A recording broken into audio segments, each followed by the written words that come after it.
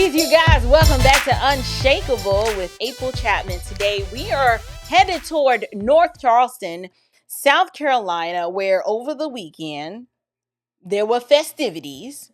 And while many of us were celebrating America's 250th birthday, and we were celebrating with hot dogs and just all things patriotic, unfortunately, things got a little out of hand in North Charleston, South Carolina. So the first thing I want to do is I need to share with y'all. I got to share with y'all my screen so that y'all could see what Taquayshawn and the Shaquanas in them and the Starkeishas were doing instead of just celebrating, eating hamburgers and hot dogs and funnel cake and getting food poisoning and going home at a block party. This is what they chose to do. Take a look.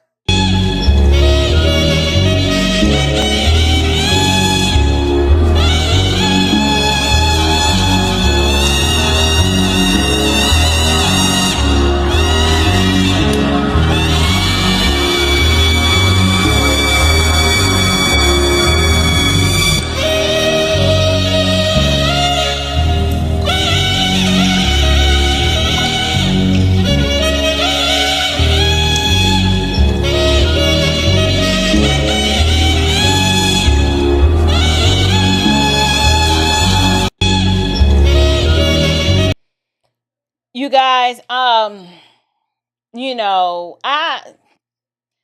almost don't know what to say at this point because there were so many observations that I made just in watching this 37-second clip. The first thing I want you guys to notice is that this is not usual pavement 8 behavior where the Starquishas and the Taquayshaws are fighting one another.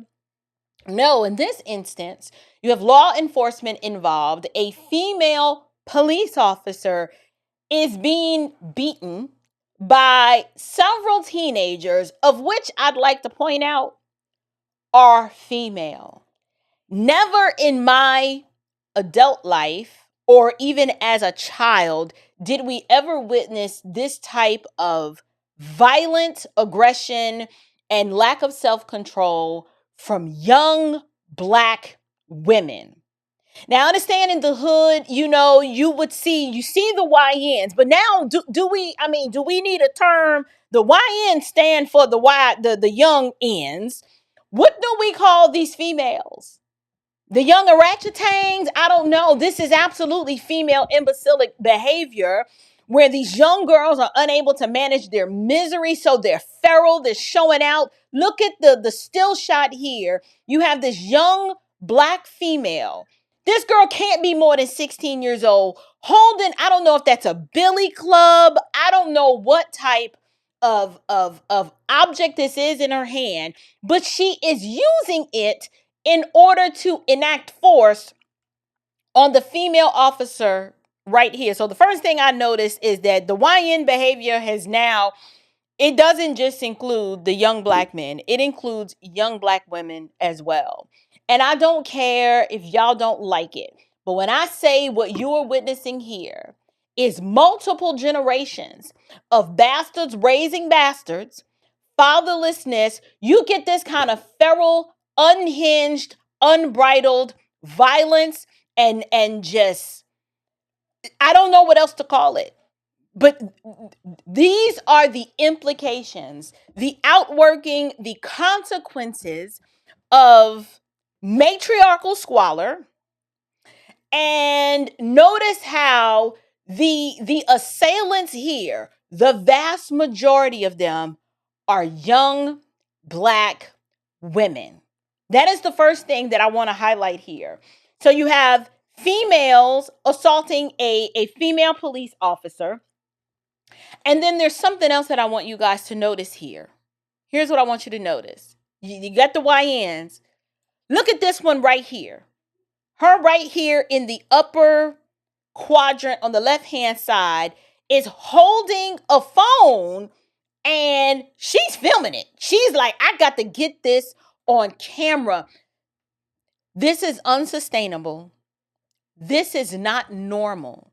instead of fleeing the scene saying, I don't want to be anywhere near here, I don't want to be associated with this, I don't want them in, if in the event they start rounding up people to arrest them, I don't want to be included in that number. No, instead of that, they are standing here trying to get the best visibility so that they can record this, so that they can do what? Exploit it and put it on social media and either make money off of it or just get likes and views. I don't know.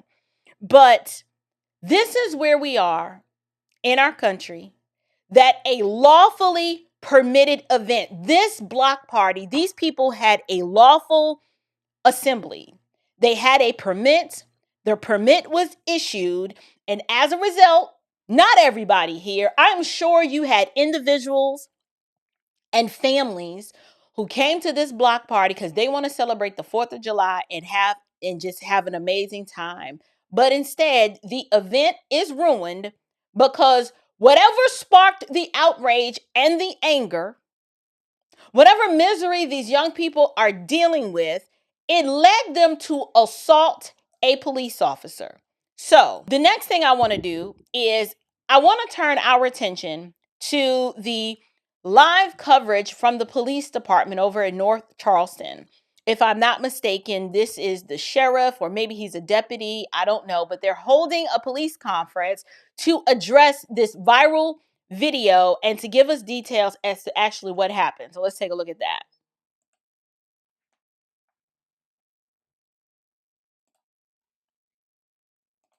In advance of the holiday. Earlier that day, police leadership met with the event organizers to discuss the event, including traffic, parking plans to ensure emergency vehicles could safely access the area if needed. At approximately 8:30 p.m., officers began receiving reports of gunfire and individuals firing fireworks toward passing vehicles. Officers responded immediately and were informed by attendees that several people had begun discharging firearms. Officers made repeated public announcements advising that the event had ended and directing everyone to leave the area safely in an attempt to de-escalate the situation. Despite those efforts, multiple fights broke out and additional gunshots were fired. Officers exited their patrol vehicles to intervene, separate the individuals involved in the fights, and work to restore order and protect the public. During the response, multiple firearms and a makeshift spear were recovered. Multiple officers were physically assaulted, with 2 female officers sustaining minor injuries. Several attendees were arrested as a result of their actions.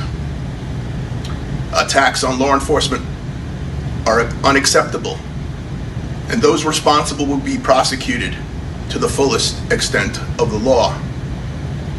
The safety of our residents and visitors remains our highest priority. We appreciate the cooperation of many attendees who complied with officers' instructions. We especially thank those from the community who helped officers during the attacks, and the different law enforcement agencies who responded to assist, which included Charleston County Sheriff's Office, the Charleston Police Department, the Berkeley County Sheriff's Office, and the South Carolina Highway Patrol. Listen,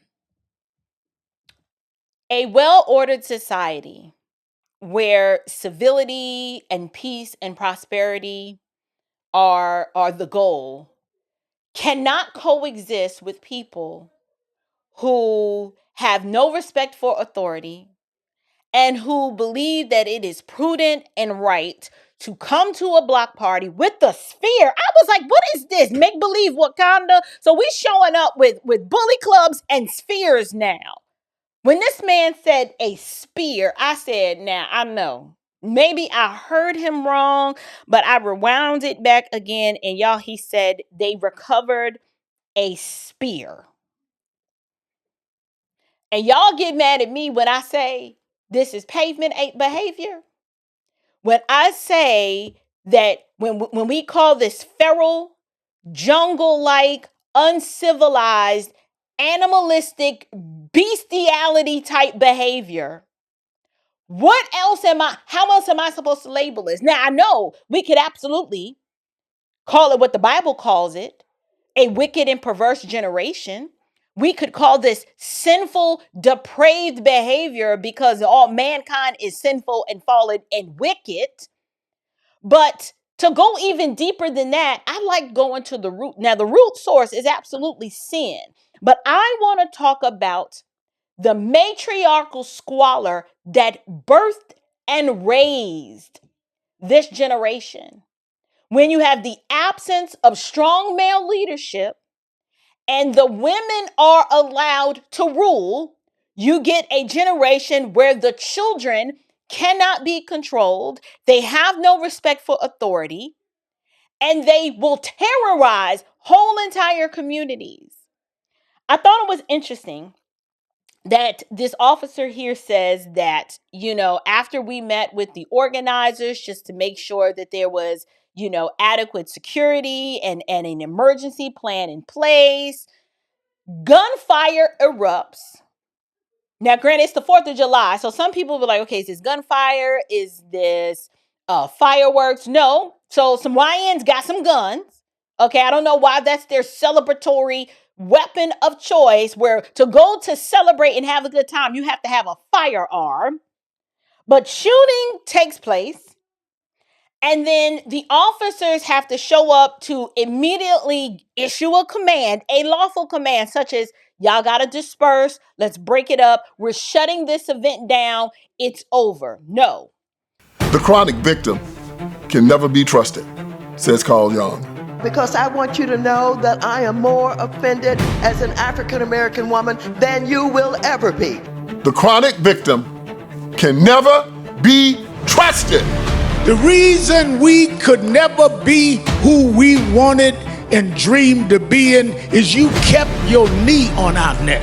We could run corporations and not hustle in the street, but you had your knee on our neck. We had creative skills. We could do whatever anybody else could do, but we couldn't get your knee off our neck. The chronic victim can never be trusted.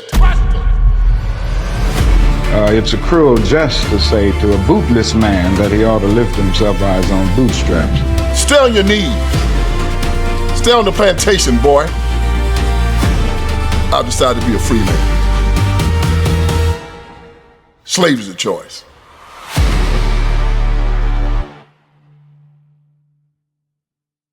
So now, when you have to tell the pavement apes that it's over and they need to go home, they're like, no, we're not going to go home. What we're now going to do is we're going to tear up some stuff, and now we're going to start assaulting police officers. So multiple fights break out. I don't know if they were just so enraged and upset that they could no longer be out in the out with everyone else that they decided to start fighting each other. None of us know what the origin of these fights, what was the origin? Like, what sparked the fights? We don't know. And does it ever have to ever be a good reason? No. Because of the lack of emotional regulation that fathers tend to teach and instill in their children, to tell them just because you feel, you do not have to emote. This is the widespread emoting from young boys who have effeminate energy that they get from their mamas, and then these wild, untamed, young, orangutan females who also get it from their mama. Is there no wonder that now entire communities are living and dwelling in chaos? And there's an aspect of this press conference where the officer is like, look, we're going to have to do something about these teen takeovers, because wherever there are these large groups of teens and they descend upon an event, 9 out of 10, we can assure you there's going to be some sort of violence and something's going to happen. And so I wanted to highlight this to talk about, for one, there are individuals who recently, they come over, or they have been, but I tend to just ignore them, come into my comment section and want to impugn my character and cast aspersions to say, why aren't you covering Christian nationalism? Because there's injustice happening, and the white supremacy and the Christian nationalism is this huge threat. In light of this happening, would you like to frame that question again and ask me why I don't cover Christian nationalism? I'm not covering Christian nationalism because there was not now one Christian nationalist anywhere near this event that is the proximate reason or the proximate cause as to why these YNs and these young Black females who have an entire future ahead of them, and not so promising future if they stay on this road, you want to come at me and battle and keyboard thug it in the comment section to ask me why I don't cover Christian nationalism? I don't cover Christian nationalism because that is not the imminent threat that is in the purview, that is where we can point and say, because of the Christian nationalists and because of the white supremacists is why Taquayshawn and Star Keisha are acting a whole fool out here assaulting police officers. I'm sorry. This is why I said you Negroes are dishonest. You're not going to get me or convince me that I need to focus and, I don't know, as you would say, balance out your content. I don't need to balance out my content when this is the threat. When we can't go to enjoy in our local municipality a 4th of July event. Why? Because you already know there is going to be some YNs there with a sphere and some guns ready to fight. And not only are they ready to fight one another, they will fight the police. Get out of my comments and get off of my channel with your disingenuous way that you engage in these arguments. Do not tell me that you care about Black people when you want me to spend time on Christian nationalism and white supremacy, when I already told you. White supremacists may exist. There are people who absolutely believe that they are superior to others on the basis of their whiteness. But the concept of white supremacy doesn't exist to me, because in order for that category to exist, you would have to take the subordinate position and say that there's Black inferiority, because I don't believe there's anybody superior to me. But to answer your question, this is why I don't do content like that, because it is not so much of a threat that I have to spend time highlighting it and saying, see, look, this is the problem. This why the Blacks can't act right, because you see, the Christian nationalists, they're just these big old meanies and they're causing all of this injustice, and the YNs are showing out because of them. No, that ain't it. We are going to talk about, and I'm not going to stop talking about, the matriarchal squalor and the lack of fathers in our communities. We're going to talk about it. And we're absolutely going to talk about the Democrat leftist progressive agenda that ushered in this foolishness, because y'all wanted us to spend time marching and being worried about where we can sit and who we can sit next to on a daggone bus, instead of focusing your attention, building up your own self, building up your own community, educating your own people, so where you didn't have to be worried about what white people thought about you, because your parents spoke into you and told you who you were, and told you don't worry about how they feel about you or what they think about you. You love them. And eventually, the whole Christian concept of you do unto others as you would have them do unto you would have been so ingrained in the fabric of who we are that we wouldn't have had time to worry about and care about what white people are doing. Because I can guarantee you, there are no racist white people out here telling Star Quisha, go ahead and hit the police officer upside the head, Star. Go ahead and do it. They're nowhere to be found. But I can tell you what else is also absent and nowhere to be found. fathers. Fathers are nowhere to be found, and Black women who have birthed these children, who are submitting to a man at home, I can guarantee you they're nowhere to be found either. That's what's missing from this whole discussion. We have an inverted, perverted, familiar order that has placed women at the helm and in charge, and this is what you get when you have too much of that. That's where the imbalance is. So I wanted to highlight this, that over the 4th of July holiday, when Americans should be celebrating our American heritage, in many communities, you were prevented from enjoying yourselves because you had to deal with the teen takeovers of all the YN scholars who have no regard for their fellow man and their local communities or for themselves, but instead rather chose to fight and shoot one another and then to turn that level of violence onto law enforcement. This is what we have to deal with. So I'm curious to know, what do you guys think? What do you believe should be the penalty for young children and young adults and teenagers who engage in this kind of activity? Should the parents be held liable? Do we lock them up? Because here's where I am, and I don't care what you think about it. We absolutely do need another crime bill. You know why? Because people were upset about the first crime bill and claimed that the children are acting this way because the fathers were out of the home. And I'm arguing, no, that's not it, because the fathers were locked up under that crime bill because they were selling dope and selling drugs. I don't think those were the Black men that were inside heteronormative nuclear families leading and training and shepherding their children. I don't believe that's what those criminals were doing. Because typically, men who are in bona fide relationships and in one flesh unions with women are raising their children and they're not out here selling dope. So that argument won't work. So now, yes, there are unintended consequences where you've got multiple generations of fatherlessness and bastards raising bastards, but we cannot live in a civilized and ordered society if there are not stiff consequences for individuals who engage in this kind of behavior.